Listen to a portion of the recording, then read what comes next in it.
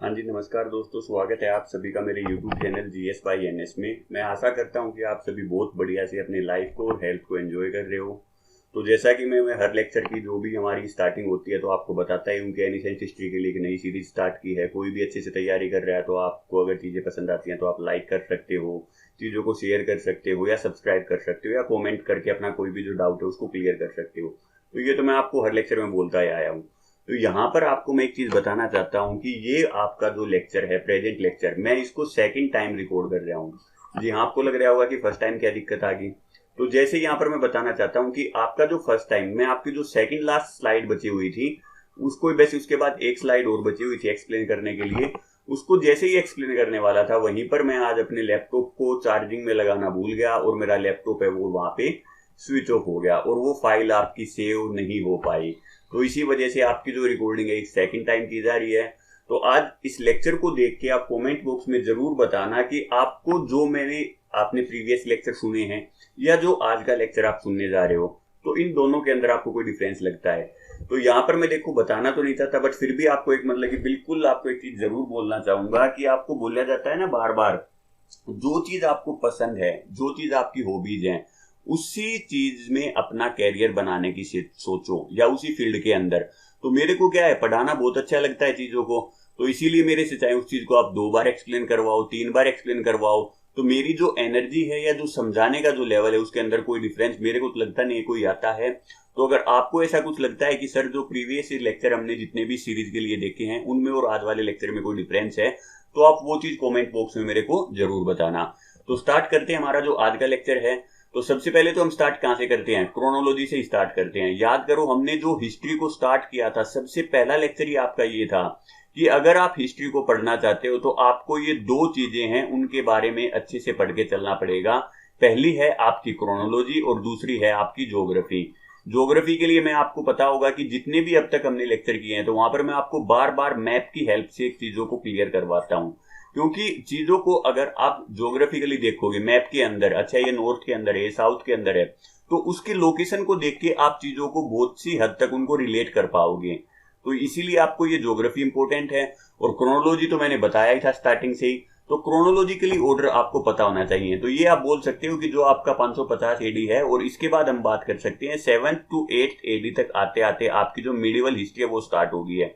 तो इससे बेस्ट मतलब कि 100 या 150 साल के बाद और आपकी क्या हो जाएगी, आपकी मिडिवल के अंदर एंटर कर जाएंगे हम। मुस्लिम कम्युनिटी है वो हमारे समाज के अंदर एंटर करती है, और ऐसा बोला जाता है कि जहां से मुस्लिम की एंट्री हुई है वहीं से हमारी जो मिडिवल हिस्ट्री है उसकी स्टार्टिंग हुई है।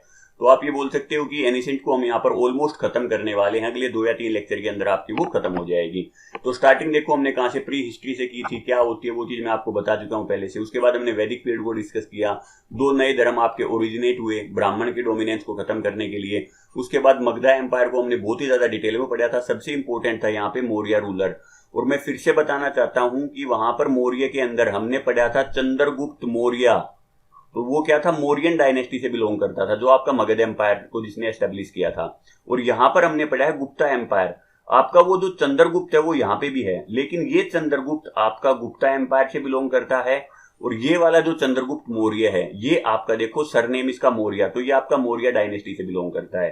तो दोनों में आपको कंफ्यूज नहीं होना है, चंद्रगुप्त आपका अलग है और चंद्रगुप्त मौर्य है वो आपका अलग है, ठीक है। तो चंद्रगुप्त आपका है, इसको हम बोलते हैं गोल्डन एज ऑफ इंडिया, तो जिसमें इसने राज किया था। उसके बाद उसका बेटा समुद्रगुप्त आया था, फिर आपका विक्रमादित्य आया था, या जिसको हम पढ़ते हैं विक्रम बेताल की कहानियां, तो वो सारी चीजें आपकी यहीं पर आई थी। तो मगध एम्पायर के बाद आपका सातवाहन, कुछ फॉरेन इन्वेजन हुए जिसमें सबसे इंपॉर्टेंट था हमारे लिए कुशन, उसके बारे में हमने डिटेल में पढ़ा था।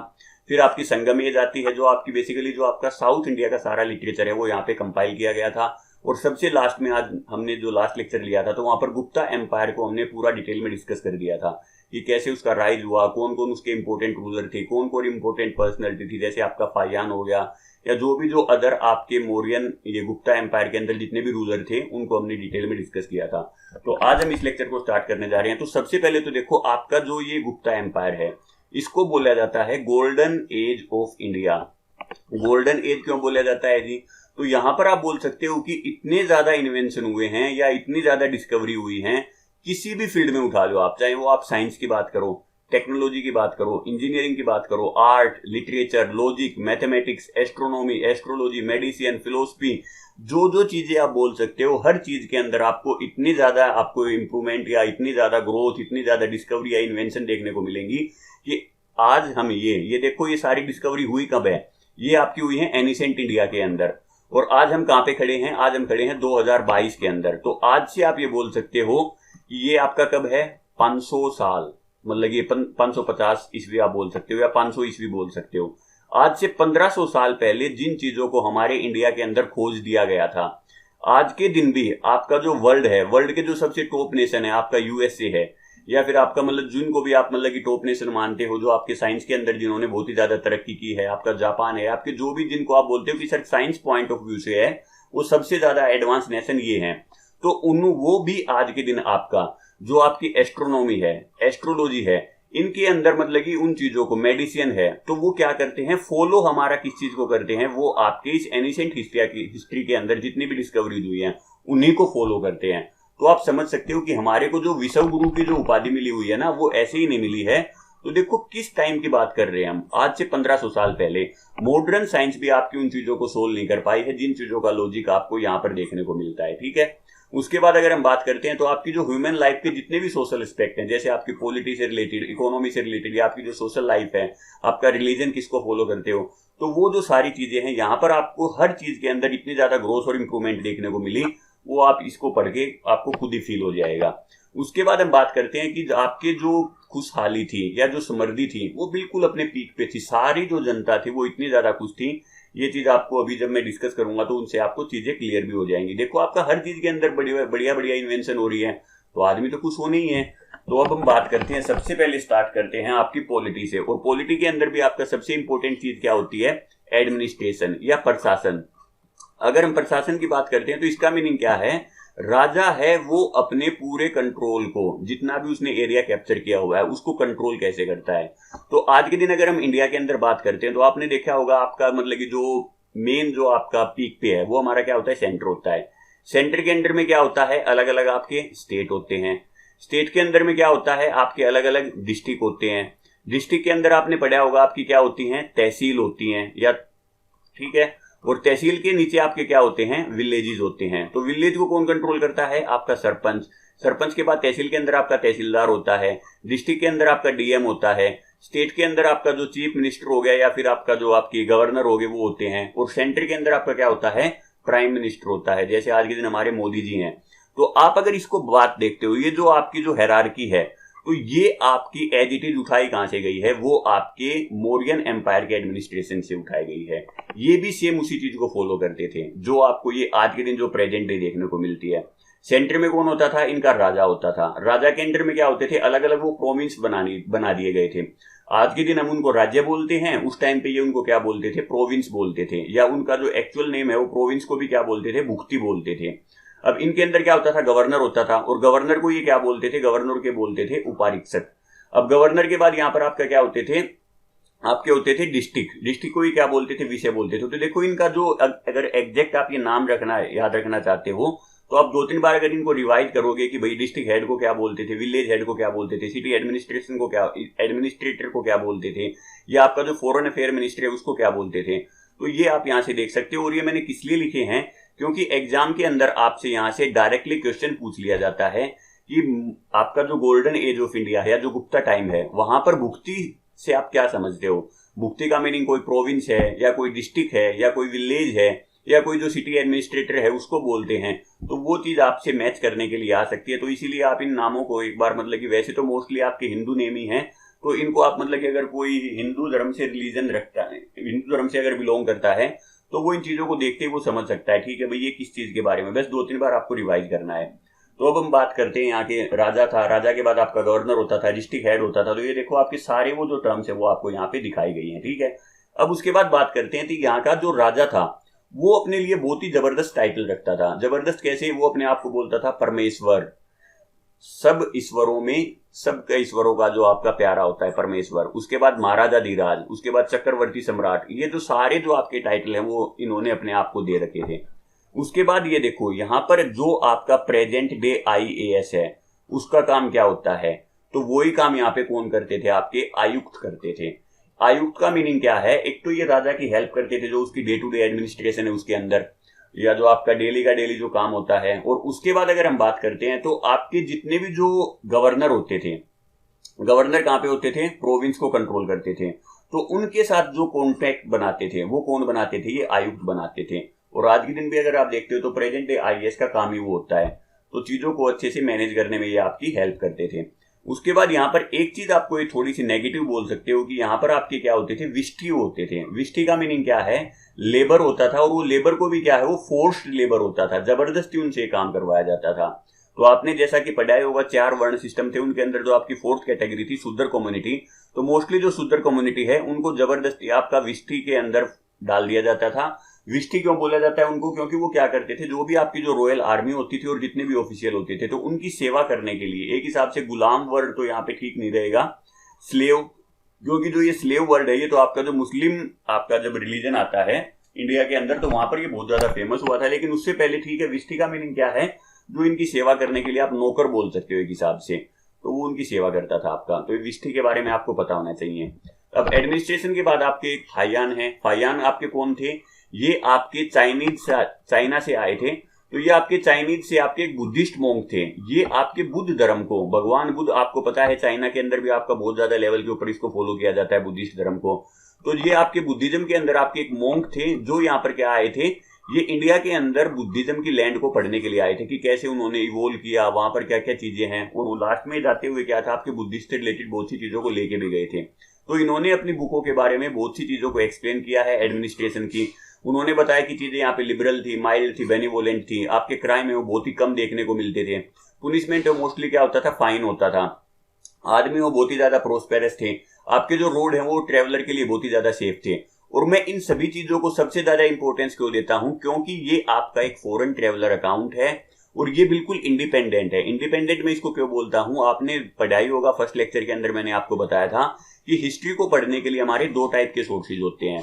पहला आपका जो सोर्स होता है उसको हम बोलते हैं आर्कियोलॉजिकल सोर्स, और दूसरा आपका सोर्स होता है वो होता है आपका लिटरेरी सोर्स। आर्कियोलॉजिकल के मीनिंग अंदर क्या है कि हमने कोई चीज की खुदाई की, या कोई सिक्के मिल गए हमारे को, या कोई इंस्क्रिप्शन मिल गई, उनसे हमने पढ़ लिया उसको। और लिटरेरी के अंदर क्या है, हमें कोई चीजें रिटर्न में मिली है, लिखी हुई मिली है।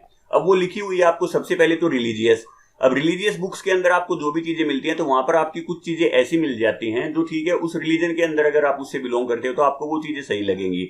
लेकिन अगर आप उस रिलीजन से बिलोंग नहीं करते हो तो आप उनको प्रेजेंट जो आपकी मॉडर्न साइंस है उसके साथ अगर कंपेयर करोगे तो आपको लगेगा नहीं यार ये तो कोई लॉजिक तो बनता ही नहीं है, ये तो इन्होंने अपने धर्म के अंदर वैसे ही बोल दिया है। तो इसीलिए यहाँ पर इसको मैं थोड़ा सा कम वेटेज देता हूँ। बट ठीक है, हर धर्म की अपनी अपनी आस्था है तो वो उसको फॉलो करता है तो वो इसको मान भी सकते हैं। उसके बाद सेकंड होता है आपका नॉन रिलीजियस। अब नॉन रिलीजियस में आपका क्या होता है, जो भी कोई राजा होता है उसके दरबार के अंदर उसका एक मतलब कि कवि होता है या एक राइटर होता है, जो वो क्या करता है, वो राजा के बारे में हमेशा अच्छा ही लिखेगा। राजा के बारे में जितनी भी अचीवमेंट उनको बढ़ा चढ़ा के लिखेगा। बढ़ा चढ़ा के क्यों लिखेगा, क्योंकि उसको जो नॉन रिलीजियस के अंदर जो भी उसको सैलरी मिलती है वो कौन देता है, राजा ही देता है। तो राजा के बारे में कुछ गलत तो लिखने से रहा वो, तो यहाँ पर चीजें हैं उनको थोड़ा सा एग्जेग्रेट करके या बढ़ा चढ़ा के लिखा गया है, तो इसीलिए इनको मैं नहीं मानता। लेकिन जो थर्ड है आपका रिलीजियस, नॉन रिलीजियस, और थर्ड है आपका फॉरेन अकाउंट, ये आपके बिल्कुल इंडिपेंडेंट है। इनको ना तो राजा से कोई दिक्कत लेनी है, इन्होंने ये चीजें लिखी कब हैं, ठीक है मैं राजा के टाइम पीरियड पे लिखूंगा ही नहीं, मैं यहाँ पे घूम के गया और घूमने के बाद मैं अपने देश में चला गया और वहां पर जाके मैंने चीजों को लिख दिया। अब वहां पर राजा क्या कर सकता है। तो इसीलिए इनका जो अकाउंट है उसको मैं सबसे ज्यादा आपका मतलब कि वैलिड सोर्स मानता हूं। तो ये आपकी जो चीजें लिखी गई हैं, तो ये देखो फायान ने मतलब कि लिखी हुई हैं, तो आप इन चीजों से देख के आइडिया लगा सकते हो कि प्रोस्पेरिटी है वो आपका बहुत ही ज्यादा पीक लेवल के ऊपर थी, इसीलिए इसको क्या बोल रहे हैं, गोल्डन एज बोल रहे हैं। अब हम बात करते हैं सोशल लाइफ कैसी थी यहाँ के पीपल की। तो सोशल लाइफ जैसा कि आपको बता ही चुका हूं मैं, आपका जो कास्ट सिस्टम है ये तो देखो इन्होंने तो कोई मतलब कि बनाया नहीं, ये तो आपका क्या था, आपका अर्ली वैदिक एज, लेटर वैदिक एज वहीं से आपका चलता आ रहा था, और वो आपके रिजिड तो पहले से ही हो चुका था। तो वो देखो जी आपको देखने को मिलता है जो पहले से चलता आ रहा था उसके अंदर तो इन्होंने कोई ज्यादा इंप्रूवमेंट यहाँ पे हुआ नहीं, वो एज इट इज रहा आपका। बस यहाँ पर सबसे ज्यादा जो इनकी मतलब की गलत चीज जो मेरे को लगी वो थी आपकी जो छुआछात की, जो जिसको हम बोलते हैं अनटचेबिलिटी, वो आपकी सोसाइटी के अंदर एंटर कर चुकी थी। और सोसाइटी के अंदर ये नहीं था कि जो आपकी 4 वर्ण है जिसके अंदर शूद्र हैं उनको ही मतलब इन्होंने वो कर दिया था, नहीं, शूद्र नहीं, आपकी एक मतलब की कौम होती है या कम्युनिटी है जिसको बोलते थे चांडाल। चांडाल बेसिकली क्या करते हैं, जो भी कोई मुर्दा होता है तो मुर्दों को जलाने के लिए चांडाल होते हैं, तो उनको इन्होंने क्या था, अपने नॉर्मल समाज से सेग्रीगेट कर दिया था, उनको अलग कर दिया था, उनको जुदा कर दिया था। तो इसीलिए आप ये बोल सकते हो कि हाँ जी, छुआछात आपका जो एंटर किया था उसके जो अर्ली सोर्सेज है वो आपको यहीं पर देखने को मिलते हैं। उसके बाद सेम वही है, ब्राह्मणिज्म है वो आपका टॉप लीडर होता था, ब्राह्मणिज्म के बाद आपका क्षत्रिय है, फिर वैश्य और लास्ट में आपका शूद्र। और शूद्र आपके क्या होते थे, विष्टि बन के आपकी जो रॉयल आर्मी है या जो आपके ऑफिशियल है उनकी सेवा करते थे। उसके बाद आपका ब्राह्मणिज्म में भी यहाँ पे आपके 2 सेक्ट बन गए हैं, वो आपका 2 चीजों में बट गया है। पहला तो है आपका शैविज्म को फॉलो करते हैं जो भगवान शिव को फॉलो करते हैं, और दूसरे हैं वो आपके क्या हैं, भगवान विष्णु को फॉलो करते हैं। तो अगर आप हिंदू धर्म से बिलोंग करते हो तो आपको पता ही होगा कि हिंदू धर्म के अंदर आपके मतलब कि 3 मेन गॉड माने गए हैं। सबसे पहले हैं ब्रह्मा जिन्होंने सृष्टि को रचाया, रचयिता। उसके बाद दूसरे आपके होते हैं विष्णु जो आपके पालन करता है, जो सृष्टि का मतलब कि पालन करते हैं, जो उसको चला रहे हैं। और तीसरे हैं आपके शैविज्म जो ब्रह्मांड को या सृष्टि को नाश करने की शक्ति रखते हैं, विनाशक बोलते हैं इनको, जो शिव तांडव करते हैं या जो तीसरी आंख है, तो वो इसीलिए बोला जाता है इनको। इनका गुस्सा है वो बहुत ही ज्यादा पीक लेवल पे होता है, तो वो बताया ही होगा आपको अगर किसी ने पढ़ा है तो वो चीजें। तो बेसिकली यहाँ पर आपका देखो, ब्रह्मा को तो मतलब कि हम फॉलो नहीं करते हैं, बट वैष्णविज्म और शैविज्म, तो वैष्णविज्म वहां पर ज्यादा मतलब कि आपका वो फॉलो किया जाता था और शैविज्म कम किया जाता था। लेकिन अगर हम बात करते हैं जो आपका प्रेजेंट डे इंडिया है आपका 2022 के अंदर जो हम बात कर रहे हैं, तो नॉर्थ इंडिया के अंदर आज के दिन भी आपका क्या है, शैविज्म आपका ज्यादा पीक पे है। हाँ, साउथ के अंदर अब भी वैष्णविज्म आपका थोड़ा सा देखने को आपको मिल सकता है, तो ठीक है। उसके बाद जितने भी आपके रिलीजियस फेस्टिवल होते थे वो आपके बहुत ज्यादा रिचुअल्स के साथ बनाए जाते थे। रिचुअल्स का मीनिंग क्या है, हर धर्म के अंदर अपने अपने कुछ मतलब कि उन्होंने रिचुअल्स बना रखे हैं, भाई आपके रीति रिवाज बना रखे हैं, हम ये चीज ऐसे करेंगे, उसके बाद ये होगा ये होगा, तो वो उन्हीं के साथ बिल्कुल उनको पूरा बढ़ा चढ़ा के उनको वो क्या करते थे, सेलिब्रेट करते थे अपने अपने फेस्टिवल को। इमेज वर्शिप होती थी यहाँ पे, मूर्ति पूजा आपको देखने को मिलती है। वोमेन की पोजीशन है वो थोड़ी सी मतलब कि डेटोरेट कंडीशन में मिलती है, थोड़ी सी मतलब उसको ज्यादा अंडर एस्टिमेट किया गया है। जैसे अगर हम बात करते हैं तो देखो वेदों को पढ़ने लिए नहीं दिया जाता था, बट ये चीज आपने देखी होगी कि ये पहले से ही आपकी डेवलप हो चुकी है, तो ये यहाँ पे डेवलप नहीं हुई। यहाँ पर जो सबसे बेस्ट गलती मेरे को लगती है वो आपकी लगती है अनटचेबिलिटी। इसके अलावा जो चीजें हैं वो आपकी पहले से ही सोसाइटी के अंदर एग्जिस्ट करती हैं, तो इस एज में वो तो आपकी हुई नहीं, तो इसीलिए आप बोल सकते हो कि सोशल के अंदर कोई ज्यादा ग्रोथ नहीं हुआ, तो फिर आपका कोई ज्यादा डिक्लाइन भी नहीं हुआ। जो चीजें पहले से थी वही आपकी एज इट इज चलती आ रही हैं। अब हम बात करते हैं आर्ट एंड कल्चर की, तो यहाँ पर आपको इतना ज्यादा इंप्रूवमेंट देखने को मिलेगा कि इसको इसीलिए क्या बोल रहे हैं, गोल्डन एज बोल रहे हैं। आपको दोनों के दोनों जो स्टाइल ऑफ आर्ट है, नागर स्टाइल और द्रविड़ स्टाइल। नागर आपका बेसिकली क्या होता है, नॉर्थ इंडिया के अंदर फॉलो किया जाता है, और द्रविड़ आपका क्या है, साउथ इंडिया के अंदर फॉलो किया जाता है।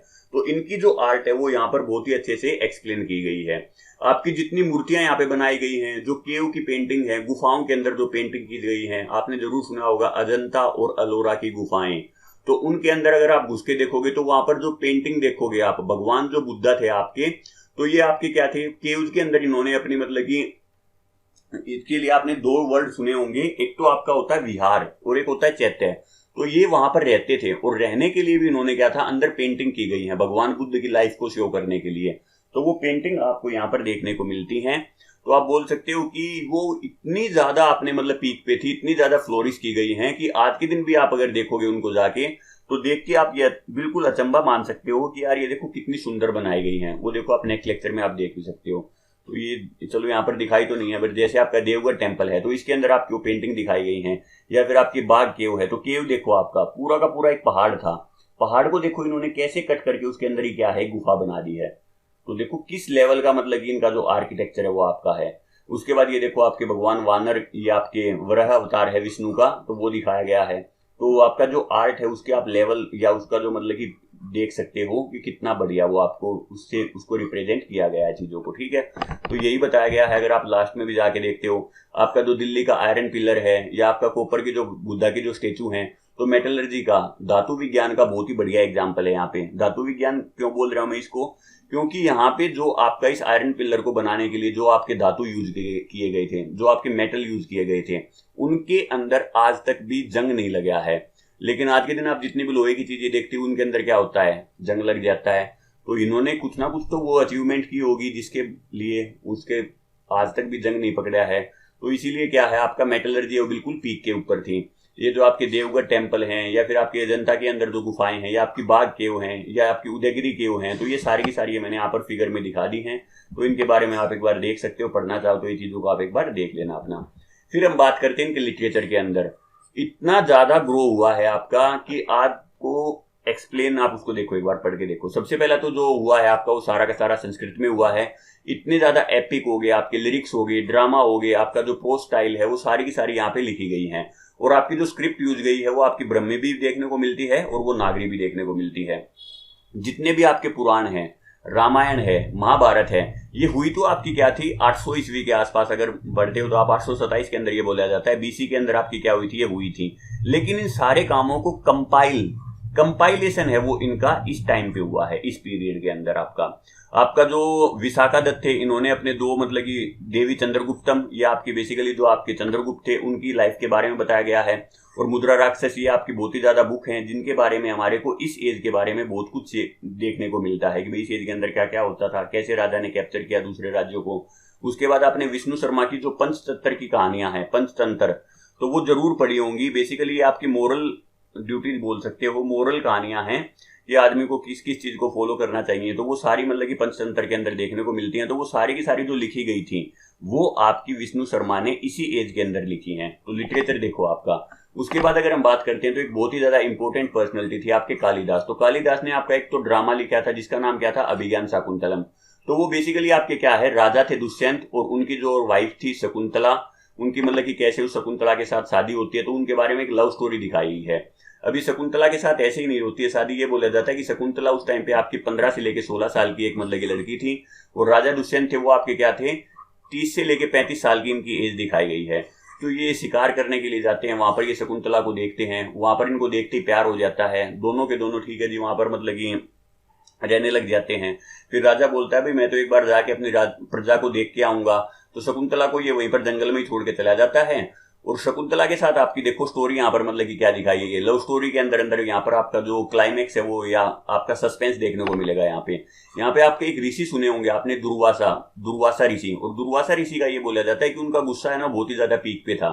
तो वो जब शकुंतला की कुटिया में आते हैं उस जंगल के अंदर, तो वो क्या देखते हैं कि शकुंतला है ना, अब दुष्यंत तो उनको छोड़ के जा चुके हैं, तो वो शकुंतला की मतलब कि वो दुष्यंत की ख्यालों में खोई हुई है शकुंतला, और उसने दुर्वासा को देखा ही नहीं कि ऋषि वो हैं वो कब मेरे आश्रम के अंदर आए या मेरी कुटिया के अंदर आए। तो जो ऋषि हैं वो उनसे गुस्सा हो जाते हैं इसी बात में कि इन्होंने मेरा अच्छे से आदर नहीं किया। तो वो उसको श्राप देते हैं कि जिसके बारे में भी तू सोच रही है वो तेरे को बिल्कुल भूल जाएगा। फिर क्या होता है, थोड़े टाइम बाद आपकी जो ये शकुंतला है ये प्रेग्नेंट हो जाती है, ये राजा के पास जाती है। राजा तो बट इसको श्राप मिला हुआ है, राजा इसको भूल चुका है, लेकिन फिर जैसे जैसे टाइम निकलता है तो राजा को एक अंगूठी मिलती है, उससे उसको याद आ जाता है कि हाँ यार ये तो वही शकुंतला है जिसके साथ मैंने प्यार किया था।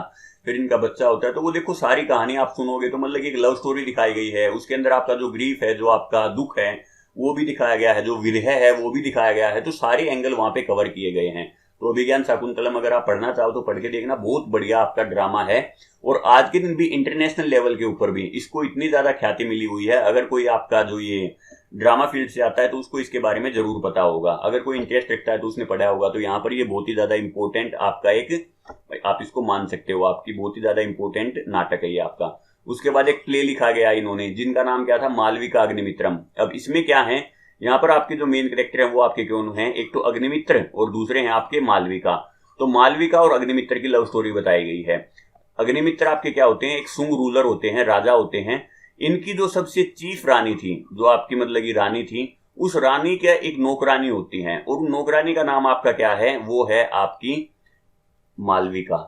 अब ये क्या है, इसको मतलब की रानी ने निकाल दिया था, बट राजा अग्निमित्र क्या होता है, इस मालविका की सिर्फ फोटो देखता है और वो फोटो के साथ ही प्यार करने लग जाता है। तो देखो लव स्टोरी का एंगल देखो आप, मतलब कि इतनी बढ़िया है, इसको भी आप पढ़ के देखना, बहुत ही ज्यादा इंटरेस्टिंग स्टोरी है जब आप इसको पढ़ोगे। तो अगर ज्यादा एक्सप्लेन करूंगा तो फिर वही आप बोलोगे सर लेक्चर की लेंथ बहुत ज्यादा बड़ी होगी, तो एक बार देखना इसको। उसके बाद आपके जो एपिक हैं, जैसे आपका कुमार संभव है, तो ये देखो आपका अभिज्ञान शाकुंतलम हो गया, मालविका अग्निमित्रम हो गया, कुमार संभव हो गया, मेघदूत हो गया, ये सारे के सारे आपके मतलब कि इसके कालिदास के आपके आर्किटेक्चर हैं। तो कुमार संभव में बेसिकली क्या दिखाया गया है, जो आपके शिव और पार्वती हैं उनकी लव स्टोरी दिखाई गई है कि कैसे शिव पार्वती की आपका मतलब कि उनको प्यार हुआ, उनकी शादी हुई। सती का मतलब कि वो पहले का अवतार है। सती आपके क्या होते हैं, शिव शक्ति, अगर आपने वर्ड सुना होगा तो सती इनकी पहली वाइफ थी। उसके बाद वो किसी तरह से मर जाती हैं। उसके बाद आपका शक्तिपीठ की स्थापना होती है। तो वो अगर आपने पढ़ा है तो भी ठीक है, नहीं पढ़ा तो आप उसको जाके कहानी को देख सकते हो, बहुत ही इंटरेस्टिंग है वो चीज भी आपने। बट इतना तो जरूर सुना होगा, प्रेजेंट डे में इंडिया के अंदर आपके शक्तिपीठ हैं, तो वो शक्तिपीठ की स्थापना कैसे हुई, तो वो शिव जी और शिव शक्ति के बारे में ही बता रहे हैं आपको। तो शक्ति आपकी एक्सपायर हो जाती है वहां पे, तो शक्ति अपना दूसरा जन्म लेके पार्वती का जन्म लेके आती हैं। फिर दोनों का विवाह होता है और उनका बेटा यहाँ पे होता है जिसको आपने जाना होगा कार्तिकेय।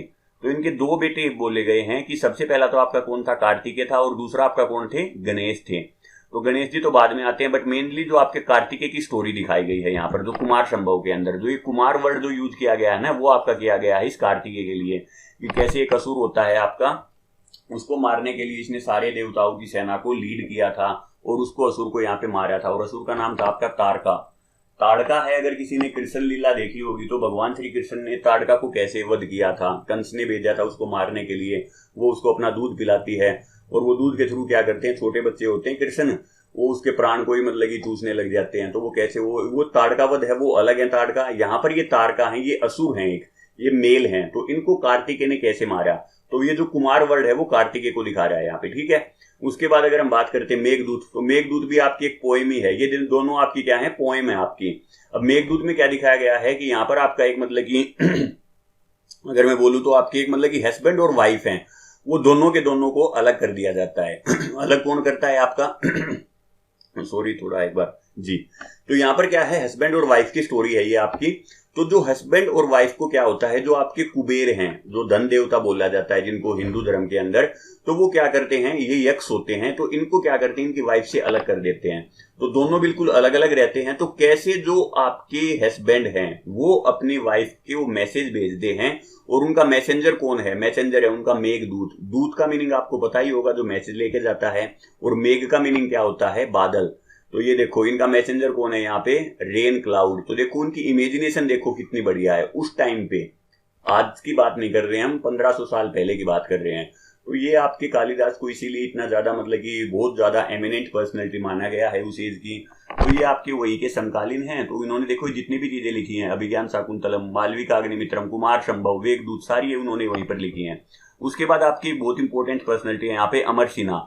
उन्होंने आपकी संस्कृत की जो आपकी डिक्शनरी है, जैसे आज के दिन आप इंग्लिश की डिक्शनरी लेते हो ना, तो वैसे ही संस्कृत की जो डिक्शनरी है जिसको वो क्या बोलते हैं, अमरकोश, तो वो लिखी इन्होंने अमर सिन्हा ने, ठीक है। उसके बाद अगर हम बात करते हैं साइंस के अंदर भी आपकी बहुत ज्यादा अचीवमेंट यहाँ पे देखने को मिलती है। वो हर फील्ड के अंदर आपकी मैथमेटिक्स के अंदर, एस्ट्रोनॉमी, एस्ट्रोलॉजी, मेडिसिन। एस्ट्रोनॉमी का मीनिंग क्या होता है, इसका मीनिंग होता है कि आपने सुना होगा कि आपके नक्षत्र विज्ञान, नक्षत्र का मीनिंग क्या है, आपके 9 ग्रह होते हैं। या फिर आपने जरूर सुना होगा, अगर आप किसी पंडित को के पास जाते हैं तो वो आपको क्या बताते हैं कि भाई आपका राहु है, वो आपका नाराज चल रहा है आपसे, केतु है वो इसमें आके बैठ गया है, मंगल थोड़ा अलग चल रहा है। तो वो ग्रहों के बारे में आपकी मतलब कि ग्रह दशा देख के बताते हैं आपको। एस्ट्रोलॉजी है, ये आपकी होती है पाम रीडिंग। पाम रीडिंग का मीनिंग क्या है, आपकी हथेली को देख के कोई आपका भविष्य बता देता है, या आपके चेहरों को देख के। तो वो देखो जो एस्ट्रोलॉजी है या आपकी एस्ट्रोनॉमी है। मेडिसिन के अंदर अगर हम बात करते हैं तो आपके जो पहले जो ऑपरेशन करने वाले जो बंदे मिलते हैं, जो आपके पहले फिजिशियन हैं, सुश्रुत, इनके बारे में आपने जरूर सुना होगा। तो वर्ल्ड के जो फर्स्ट सर्जन हैं वो इन्हीं को माना गया है। तो देखो किस टाइम की बात कर रहे हैं हम, आज के दिन भी मतलब कि जो आपके मॉडर्न डे आपके फिजिशियन है, जितने भी जो आपके सर्जन हैं, वो इन्हीं की बुक को पढ़ते हैं। आप मेडिकल साइंस में अगर आप MBBS करने के लिए जा रहे हो या BAMS करने के लिए जा रहे हो, तो वहां पर इन्हीं इस बुक को पढ़ाया जाता है एक्चुअल में। तो आप देखो किस टाइम पे लिखी गई थी, तो उस टाइम पे वो अपने बिल्कुल पीक पे था। वो तो ठीक है, मुस्लिम जब कम्युनिटी आती है तो उन्होंने इन सारी चीजों को बिल्कुल यहाँ पे हमारा खत्म कर दिया, नालंदा विश्वविद्यालय को जला दिया, जो भी हमारा मतलब कि जो ये पीछे से चीजें चलती आ रही थी उनको उन्होंने नष्ट कर दिया था। तो इसीलिए हमारी क्या हुई, डिक्लाइन होगी चीजें। नहीं तो आप समझ सकते हो कि एनिसेंट हिस्ट्री के टाइम पे जब हमारे पास इतनी ज्यादा अचीवमेंट थी, तो आज के दिन आप उसको अगर प्रेजेंट डे से कंपेयर करो तो हम कहां पर एग्जिस्ट कर सकते थे। तो ये आप सोच सकते हो इस बारे में। तो देखो बेसिकली जो जो इंपॉर्टेंट पर्सनैलिटी, जैसे आपके आर्यभट्ट हैं, तो उन्होंने आपका आर्यभट्टम, और ये आपका क्या है, मैथमेटिक्स से रिलेटेड है। और सूर्य सिद्धांत, सूर्य सिद्धांत का मीनिंग क्या है, सूर्य आपका सेंटर में है, उसके चारों तरफ आपके 9 ग्रह आपके मतलब कि क्या कर रहे हैं, रिवॉल्व कर रहे हैं। तो वो चीज यहाँ पे बताई गई है। उसके बाद आपकी क्या है, वरमिरा, इन्होंने आपके पंच सिद्धांत लिखे हैं जो आपकी एक एस्ट्रोनॉमिकल सिस्टम के बारे में बताते हैं। बृहरथ हैं, इन्होंने आपकी एक तो जातक कथाएं लिखी हैं जो आपकी एस्ट्रोलॉजी से रिलेटेड है। और उसके बाद इन्होंने क्या है, संहिता लिखी है, जो आपकी एस्ट्रोनॉमी, एस्ट्रोलॉजी, ज्योग्राफी, वेदर, देखो आपकी मौसम विज्ञान के बारे में, आपकी जो ज्योग्राफी आप पढ़ते हो उसके बारे में, सारी चीजें देखो किस टाइम पे लिखी गई हैं।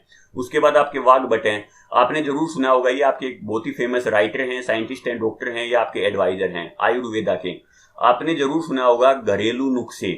आपको अगर कुछ जुकाम हो जाता है तो क्या बोला जाता है, दूध के अंदर आप क्या करो, हल्दी डाल के पी लो। या फिर अगर आपको पेट के अंदर कोई शिकायत है या आपके लीवर के अंदर कोई शिकायत है, तो आपको जो देसी नुस्खे जितने भी बताए गए हैं वो आपके क्या हैं, यहीं से इन्होंने वाग्भट ने उन चीजों को क्या किया था, आपका स्टार्ट किया था। तो इन्होंने अपना एक मतलब की बुक लिखी है जिसका नाम क्या है आपका, अष्टांग संग्रह।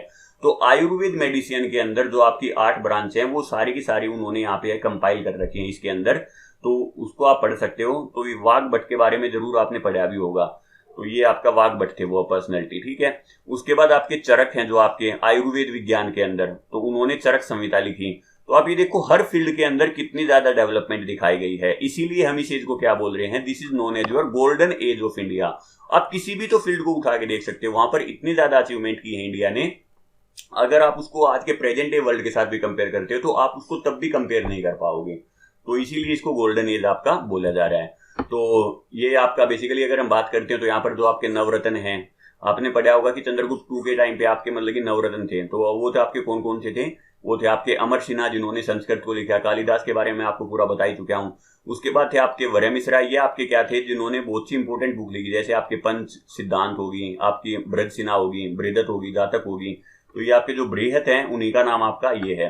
उसके बाद धन्वंतरी हो गए, इनको आयुर्वेदा का क्या बोला जाता है, फादर बोला जाता है धन्वंतरी। वो भी देखो इनके एक नवरत्न में से एक थे चंद्रगुप्त II के टाइम पे। उसके बाद ये सभी आप एक बार पढ़ना चाहो तो पढ़ सकते हो। तो हर को मतलब कि अपने अलग अलग उसके एक्सपर्ट माना गया है। जैसे इनको एक्सपर्ट माना गया है आर्किटेक्चर का, शंकु को एक्सपर्ट माना गया है आपका शिल्प शास्त्र का। इसके बाद आपका कहापनक है, इसको एस्ट्रोलॉजर माना गया है, जो ज्योतिष विज्ञान किया, ज्योतिष शास्त्र का बहुत ही बढ़िया से नॉलेज रखता था। उसके बाद आपका वारा रुचि है, जो आपकी प्राकृत प्रक्षा है या जो आपकी फर्स्ट ग्रामर है वो आपकी इन्होंने लिखी थी। उसके बाद आपके जो ये मंत्र शास्त्र हैं, जितने भी एक जादूगर थे, ये आपके वटेला भट्ट, इनके बारे में आप ये पढ़ सकते हो। तो ये नवरत्न हैं, तो इनको आप एक बार नाम जरूर याद रखना। अगर ये किस चीज से रिलेटेड है, अगर आप उनको नहीं पढ़ना चाहते तो, बट नाम में से आपको दे दिया जाएगा 4 पर्सनैलिटी का नाम, उनमें से बोलेंगे इनमें से कौन सा नवरत्न नहीं है।